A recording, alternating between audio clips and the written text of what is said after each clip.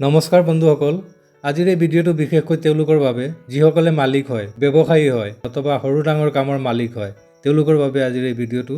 আজিৰ এই ভিডিঅ'টোত আমি আলোচনা কৰিম এজন কৰ্কশ মালিকে কেনেকৈ নিজৰ ষ্টাফক মানসিকভাৱে কষ্ট দিয়ে আৰু তাৰ ফলত ব্যৱসায়ৰ কিয় ক্ষতিগ্ৰস্ত হয়, আৰু এজন বুদ্ধিমান মালিকে কেনেকৈ ষ্টাফৰ লগত ব্যৱহাৰ কৰিব লাগে সেয়াও সহজ ভাষাত ব্যাখ্যা কৰিম।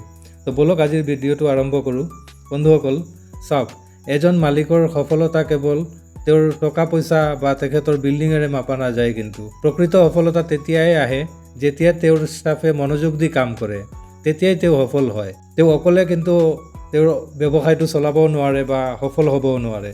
যিকোনো মালিকে তেখেতৰ ব্যৱসায়টো চলাবলৈ গ'লে ষ্টাফ লাগিবই, কিন্তু বিনা ষ্টাফত তেওঁ ব্যৱসায় চলাব নোৱাৰে আৰু ব্যৱসায়টোত সফলো হ'ব নোৱাৰে। কিন্তু আজিকালি বহু ঠাইত কিন্তু এটা বেয়া দৃশ্য দেখা যায় বা দেখা পাওঁ আমি, মালিক কৰ্কশ। চব মালিক নহয়, আকৌ কিছুমান মালিক আছে এনেকুৱা, ষ্টাফৰ লগত ভাল ব্যৱহাৰ নকৰে, ষ্টাফৰ ওপৰত চিঞৰ বাখৰ কৰে, ষ্টাফক গালি দিয়ে, অপ্ৰয়োজনীয়ভাৱে ষ্টাফক মানসিক চাপ দিয়ে। এতিয়া প্ৰশ্নটো হ'ল, এই ধৰণৰ মালিকসকল লাভৱান হয়নে লোকচানত থাকে? এইটো আগত জানিব আপোনালোকে। ভিডিঅ'টো পূৰা চাব আৰু ভাল লাগিলে চেনেলটো ছাবস্ক্ৰাইব কৰি ল'ব, কাৰণ এই চেনেলটোত এনেকুৱা ধৰণৰ আৰু বহুতো সমস্যাৰ সমাধানৰ ভিডিঅ'বোৰ থাকিব। চাওক, কৰ্কশ মালিক মানে হ'ল ষ্টাফক সন্দেহ কৰা। এনেকুৱা ধৰণৰ মালিকে ষ্টাফৰ ওপৰত সদায় সন্দেহ কৰে, ভাবিব ষ্টাফে মোৰ কামটো ভালকৈ কৰা নাই নেকি, এইজন ষ্টাফক মই ইমান টকা দৰমহা দি ৰাখিছোঁ, এইজনে কামটো ভালকৈ নকৰে নেকি, এইজনক ইমান দৰমহাটো দিব নালাগে নেকি, এইজনৰ ইমান কামেই নাই নেকি। এজন ষ্টাফৰ কথা আন এজন ষ্টাফক সুধিব, ঐ তই চাবিচোন সি কাম ভালকৈ কৰে নে নাই, কি কৰে চাবিচোন আৰু মোক কবি। মানে বিশ্বাস নাই আৰু ষ্টাফৰ ওপৰত, সদায় সন্দেহ কৰে। কেতিয়াবা কামৰ জেগাত গৈ যদি দেখা পায় এজনে অলপ বহি আছে বা ভাত পানী খাই অলপ ৰেষ্ট কৰি আছে, তেতিয়াই মনে মনে ভাবে ইমান টকা দৰমহা দি ৰাখিছোঁ আৰু সি আৰাম কৰি আছে।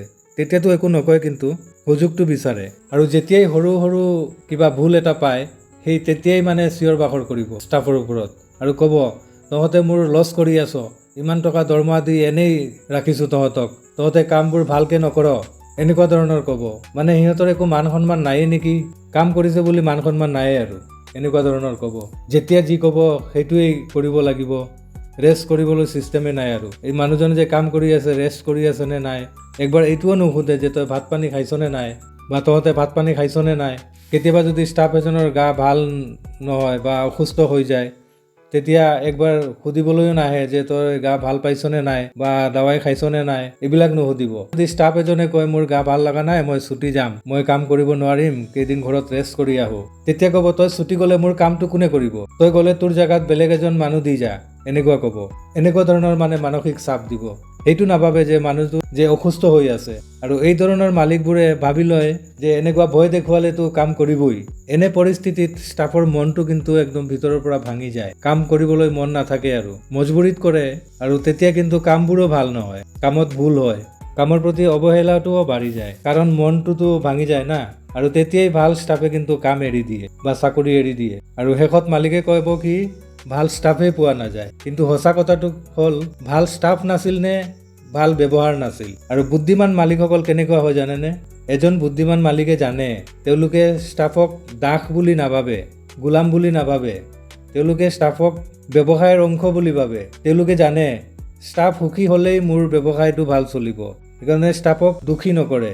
বুদ্ধিমান মালিকসকলে ষ্টাফক ভুল হ'লে চিঞৰ বাখৰ নকৰে, তেওঁলোকে বুজায় আৰু ক'ব এনেকুৱা নকৰিবি, এনেকুৱা কৰিলে লছ হ'ব, ভালকৈ বুজাব, আগত এনেকুৱা ভুল নকৰিবি, মানে ভালকৈ বুজাব আৰু মৰমেৰে, গালি নিদিব। আৰু তেওঁলোকে ভাল কামৰ প্ৰশংসাও কৰে, ষ্টাফক সময়ত বিশ্ৰামো দিয়ে।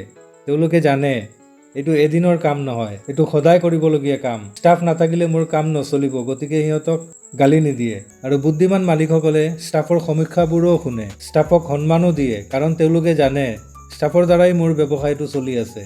আৰু এনেধৰণৰ মালিকৰ ষ্টাফৰ অভাৱ নহয় কিন্তু। আৰু এনেধৰণৰ মালিকৰ ষ্টাফেও কয় এই মালিকৰ বাবে আমি এক্সট্ৰা কামো কৰিম। আৰু এনেকুৱা ধৰণৰ মালিকৰ ব্যৱসায়বোৰো ভাল চলে, কাৰণ ষ্টাফসকলে মনোযোগেৰে কাম কৰে আৰু মনত ভাবে এই মালিকৰ দ্বাৰাই আমি চলি আছোঁ, আমাৰ সংসাৰখন চলি আছে। মালিকে আমাক চায়, বিপদত চায়, আমাক হেল্প কৰে, সহায় কৰে, আমাৰ সমস্যাবোৰ বুজি পায় বা শুনে, বিপদৰ সময়ত আমাক সহায় কৰে আৰু কয় মালিকৰ ব্যৱসায়টো ভালকৈ চলক, তেতিয়া আমাকো মালিকে চাব আৰু এইটো কিন্তু এটা আশীৰ্বাদ পায় মালিকসকলে আৰু তেওঁলোকৰ ব্যৱসায়ো দিনে দিনে আৰু ভাল চলে। আৰু এতিয়া শুনক মালিকসকল ষ্টাফৰ লগত কেনেকৈ থাকিব লাগে।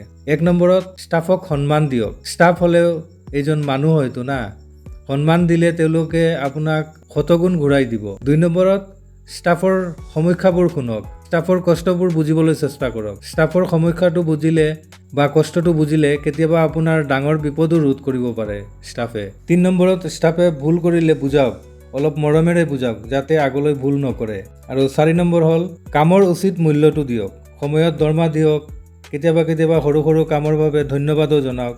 এইটো নাভাবিব যে তাৰ প্ৰশংসা কৰিলে সি গছত উঠি যাব, এনেকুৱা নাভাবিব। আপুনি পজিটিভ ভাবিব। সেইকাৰণে কেতিয়াবা সৰু সৰু কামৰ বাবে ধন্যবাদো জনাওক। এইবোৰে কিন্তু ডাঙৰ প্ৰভাৱ পেলায় আপোনাৰ ব্যৱসায়ত। ষ্টাফক ভয় দেখুৱাই কাম নকৰাব। ষ্টাফৰ ওপৰত বিশ্বাসটো সৃষ্টি কৰক। ভয়ত কৰা কাম কিন্তু কেতিয়াও স্থায়ী নহয়। আৰু এটা গুৰুত্বপূৰ্ণ সঁচা কথা, এজন মালিক তেওঁৰ ব্যৱসায়টো কিন্তু অকলে চলাব নোৱাৰে বা অকলে সফল হ'ব নোৱাৰে। ষ্টাফেই কিন্তু মালিকৰ ব্যৱসায়টো ডাঙৰ কৰে বা মালিকক সফল বনায়। যদি ষ্টাফ নাথাকে যিকোনো দোকান হওক বা অফিচ হওক বা কাৰখানাই হওক বন্ধ হৈ যাব কিন্তু। কাৰণ মালিকে অকলেতো বিজনেছটো চলাব নোৱাৰে, ষ্টাফ লাগিবই। সেইকাৰণে ষ্টাফক কষ্ট দিলে মালিকে নিজে নিজৰ ব্যৱসায় ধ্বংস কৰে।